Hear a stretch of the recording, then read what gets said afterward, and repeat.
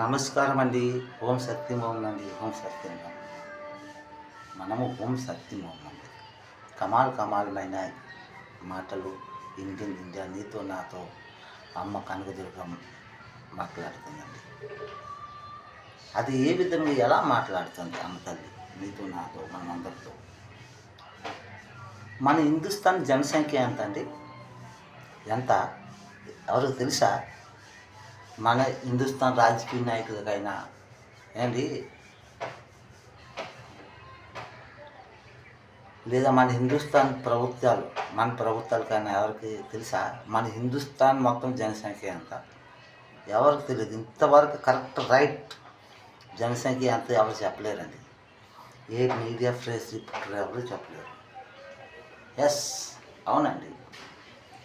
మనము లెక్కింపు చేయాలండి. అందులో హిందువులు ఎందరో, ముస్లింలు ఎందరో, క్రిస్టియన్ ఎందరో, సిక్కులు ఎందరో మనకు తెలుస్తుంది. అవునా కదండి? మనం లెక్కింపులు చేయము.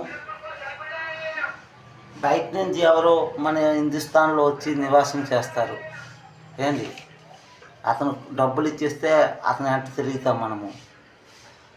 అవునా కదండి? మీరు లెక్కింపు చేయండి. ఇప్పుడు ఒడిశా కటక్లో హిందూ ముస్లింకి ఫైటింగ్ అక్కడ జరుగుతుంది. ఎందుకండి ఫైటింగ్ జరుగుతుంది? దేనికోసం గొడవలు జరుగుతున్నాయి ఇక్కడ?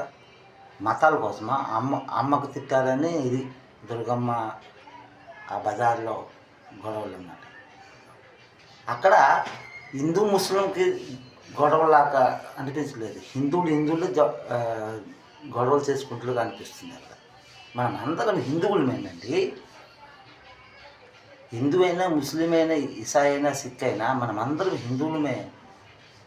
కాకపోతే మనము జ్ఞానోపదేశం వచ్చినప్పటికీ బాప్టిజం తీసుకుని క్రిస్టియన్ అయిపోతాము. ఇల్లు కట్ చేసి ముసల్మానం అయిపోతాము. అదే తేడా అక్కడ. అవునా కదండి? ఈ 4 మతాలకి మా మదర్ ఇండియా అమ్మ, ఈ అమ్మాయినండి. అదే మనసు అన్నమాట. అది నీలో ఉంది, నాలో ఉంది. అది మంచిగా ఉండాలి.